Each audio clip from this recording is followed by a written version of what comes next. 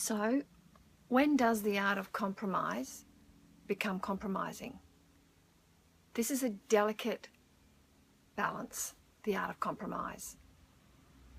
And the most important thing for us to be clear about in any relationship, whether it's an intimate one, a social one, or a business one, or a family one, is that we are flexible enough to compromise from time to time, but we don't live a lifestyle of compromising our values. Now, when I'm working with a client and we're talking about the art of compromise, when to compromise and when not to compromise, I always say to them, does the other party know your deal breakers and your deal makers?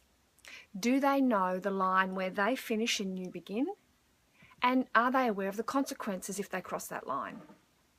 Now, when you've got sign-off and both people are clear and transparent about what the deal breakers and the deal makers are, you then know where there's room for compromise and where there's not.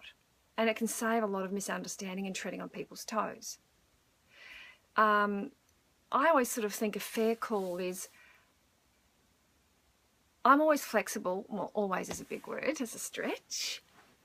Generally, I'm flexible to compromise on things that are external and based around just ego. So, you know, what movie we watch, where we go for dinner, they're kind of areas that I think it's always healthy to be open for compromise in matters of style and taste. I mean, there are some things we do and don't like, but generally speaking, with external ego-based things that are transient and can kind of change, I think it's healthy to be a team player in those instances. However, when it comes to your moral code, your compass, compromise is always too expensive when it's going to cost you your voice or your self-respect.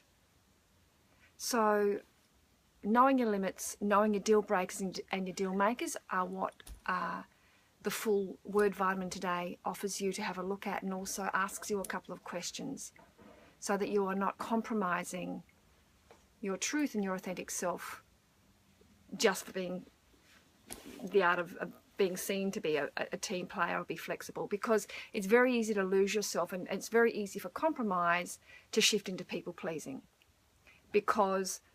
and people pleasing is often a byproduct of people that don't know how to stand by their truth when people cross the line and follow through with consequences, or for people that aren't confident in resolving conflict. So a bit of homework there for us all, and compromise is a moving feast.